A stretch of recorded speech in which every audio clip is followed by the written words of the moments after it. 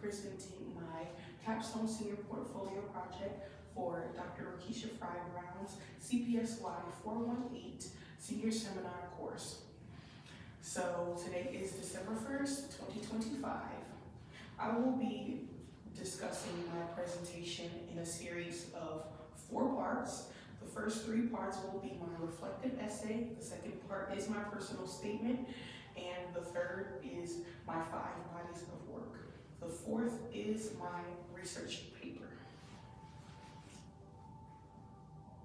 In my reflective essay on Let Your Life Speak by Booker J. Palmer, I discuss how life seasons, especially autumn, teach us about endings and renewal. Palmer says the process of decay is also a process of renewal. This idea has helped me reframe my transfer from Alabama State University, which is what once felt like a painful ending, became the space where I discovered purpose, mentorship, and alignment with my future goals as a counseling psychologist. When it comes to the chapter from the book, which is called When Way Closes, he says, a way will open, but not always the way you expected. I saw my forced withdrawal from Alabama State as a failure initially, but over time I realized it was just redirection, a chance to grow and a chance to rebuild and pursue opportunities I had not considered from before. Especially when it comes to, navigating what felt like a failure and being stuck in that for almost 2 years of me not knowing, what was going to happen. So I'm learning to trust life's timing, and in the book, Palmer's reflections has helped me see that the struggle is not a punishment, but preparation. The transitions, the challenges, and endings I experienced have been teachers. They've been my teachers to help shape my purpose and guide me as I prepare to graduate and pursue future degrees, as well as my Bachelor's of Arts in Psychology. The next section that I will be talking about is going to be my personal statement.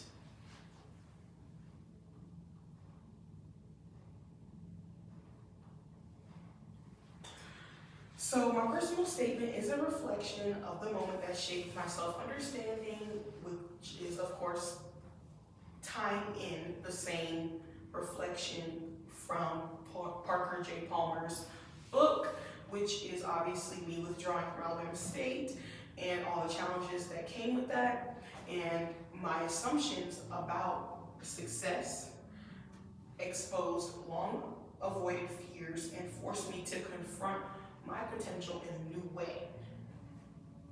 During those long 18 months, I worked, I paid bills, and I honestly just felt stuck. That period taught me when it comes to resilience, it doesn't have to come from perfection. It doesn't mean that once you fail, you're going to automatically be perfect within the next cycle. It's just kind of like building up the courage to go again, and then looking back at everything that you did and being proud of the journey, no matter where it took you. And it gave me the courage to try again. Even after being disappointed, I learned that my identity could not only rely on achievements and accolades, And then when you're in a college and when you're in a collegiate and academic setting, all of these accolades, it means something in that setting, but you can't just rely on your happiness only by the notches that you're getting on your belt. It has to be something deeper, So the biggest turning point for me was when I came to Clark Atlanta University. The biggest turning point for me was when my sorority sister encouraged me to apply to Clark Atlanta University, and being accepted at Clark Atlanta University it restored how I felt about failure, and understanding that a simple setback does not define my future. It strengthened me intentionally, and it gave me discipline, and it strengthened my compassion. It strengthened my compassion. I feel like for the most part, those are the key strengths that guide a good counseling psychologist, especially, knowing that other people rely on you a lot to guide them through their dark paths and seasons. So you have to kind of go through it in your own, in a way, in order to be able to help or teach others. In this next section, I will be discussing my 5 bodies of work over the course of my matriculation at Alabama State and Clark Atlanta University.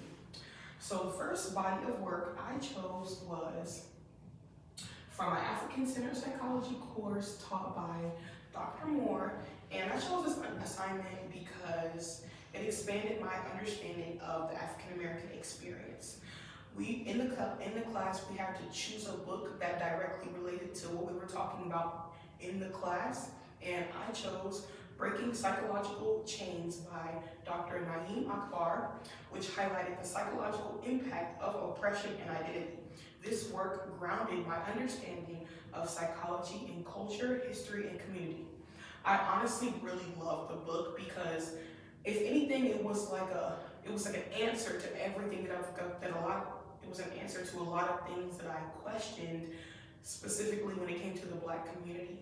Like, a lot of things, it's like a reoccurring psychological cycle of trauma that just keeps getting passed down generation after generation, and the book was genuinely really enlightening. So the second body of work I chose was from my freshman English class, which was English 132 at Alabama State. This is one of my earliest academic works. I struggled with this assignment a lot, which was surprising because I love English language arts. I love reading. I love anything that has to do with language arts. I love it. So when I got my grade back for that first rough draft and it was bad, I was like, oh, okay, cool. So it kind of helped me to understand that, I don't know everything, and obviously the professor is there to guide you. So my professor honestly gave me a lot of notes, and I went back and fixed it, and it was just like a moment to understand that, somebody knows more than you and they can guide you to where you need to be. And that first body of work reflects my starting point and the challenges and the lessons that pushed me to grow academically. So the second body of work is my academic psychology course, and I wrote about, honestly, in this paper, it introduced me to a lot of abnormal disorders, especially taking that course. We completed weekly chapter-based papers to understand certain concepts and abnormal disorders. It also strengthened my compassion for psychology and my interest in understanding human behavior on a deeper level. So the third body of work, the fourth body of work was from my Careers in Psychology course, which was taught by Dr. Davis, and the assignment was the matriculation plan. So the assignment allowed me to reflect on goals that I hope to achieve by fall of 2025 fall of 2024 through 2027, I think. But looking back, I accomplished almost everything that I planned for 2024 and 2025, which is incredibly validating. In the paper, it highlights my intentionality and progress that I've made academically and professionally.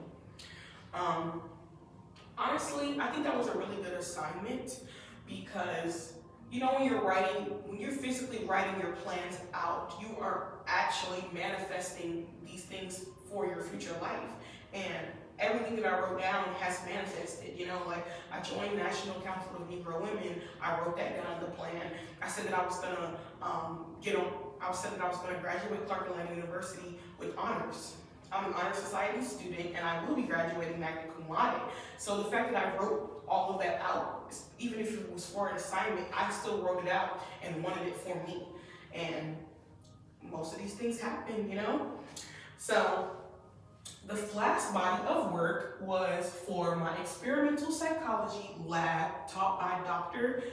Talpade. We call her Dr. T. So it was honestly the first hands-on research assignment that involved like an experiment. So we tested the theory of the bystander effect. And I volunteered to be an actor, and it was a public experiment, which was honestly embarrassing. It was exciting and it was also fun, but educational. This work taught me experimental methodology and strengthened my confidence as a researcher. I was doing it for fun, but noticing that the bystander effect really is real. It wasn't just like a theory. It has been tested and proven multiple times, and it was cool to see my group test it and look at the real results ourselves. So that was a really good assignment.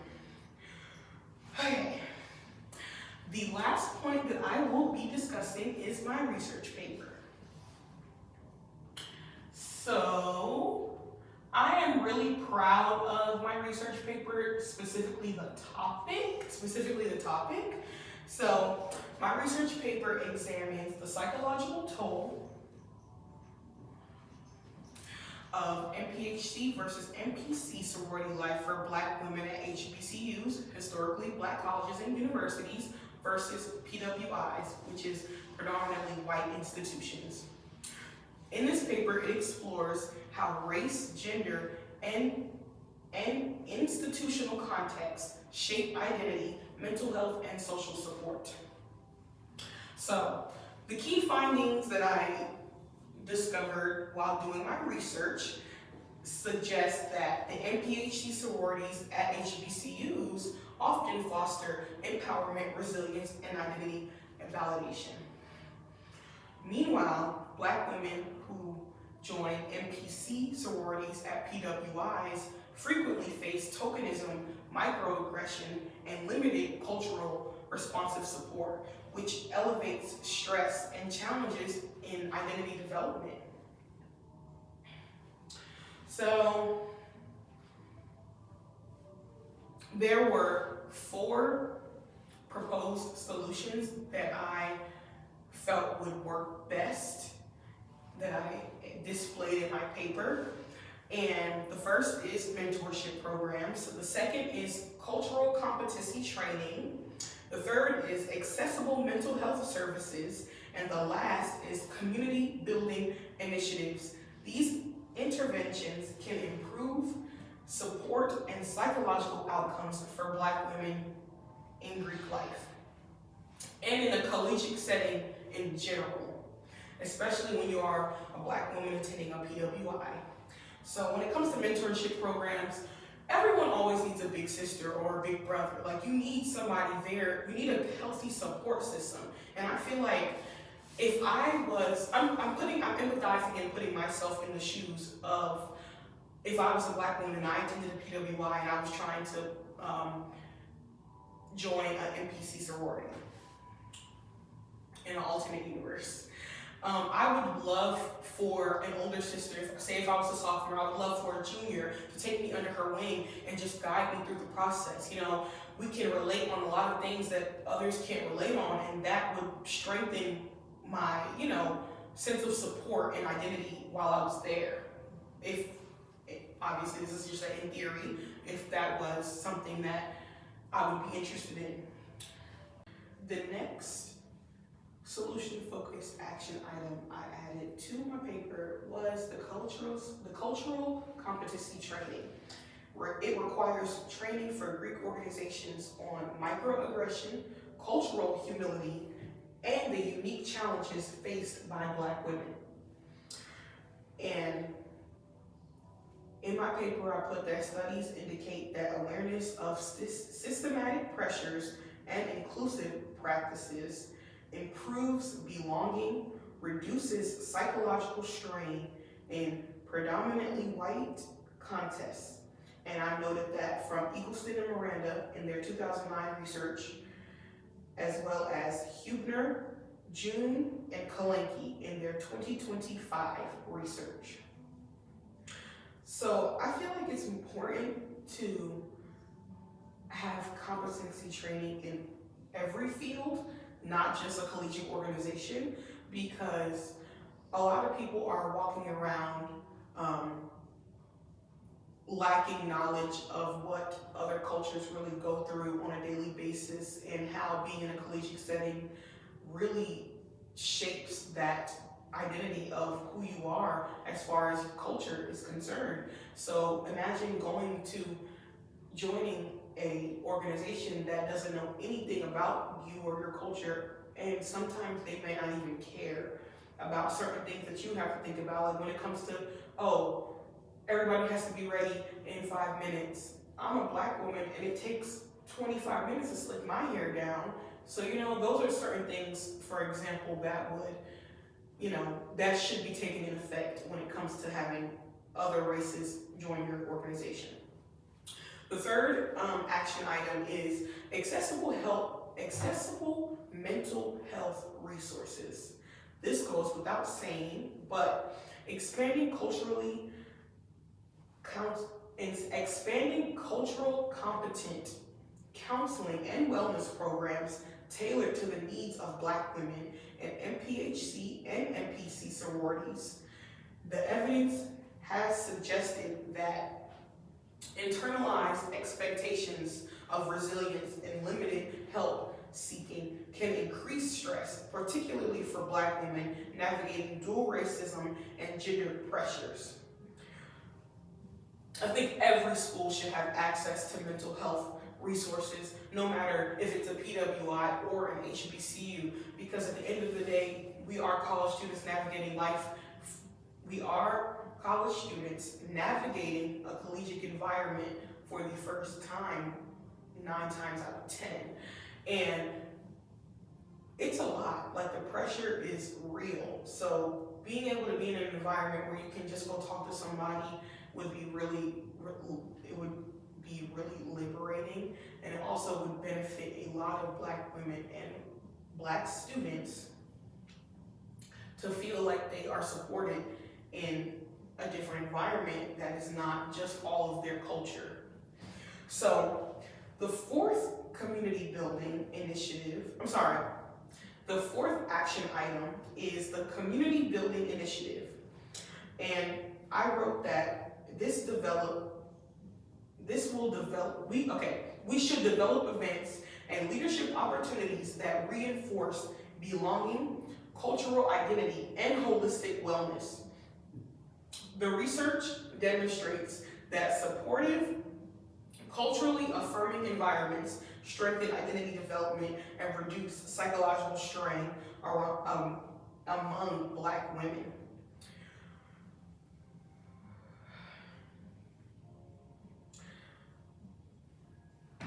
No matter where you are, a community is important, whether that is your job, your school, or,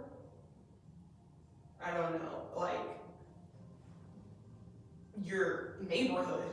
Having a community where we all understand each other is extremely important, especially in an academic setting where you're around people from multiple different backgrounds and everyone's trying to understand what to make of life in a way. So I feel like having seminars or leadership workshops will really enhance it would enhance and reaffirm the lifestyle of a Black student, especially a Black woman on campus, like leadership development programs specifically for women, and then have a couple Black women on the panel as well, so you don't feel that you're so alone. And I do feel like these universities should really take into account that you don't only have one culture going to your university or college. You have multiple, specifically Black people. So it shouldn't just be about, oh, I'm coming to college to get a degree and then I'm leaving and I don't have anything to take with me. Everything should be a learning experience. Specifically, if you're joining a sorority, you would want to rely on sisterhood. You would want to rely on inclusion and just, knowing that you have somebody there for you while you're navigating this experience. So, and I made sure that these action-based items, specifically at MPHC sororities and at PWIs, because the stress, the tokenism, and the limited support that these women have, that these women don't have, is honestly incredibly lacking.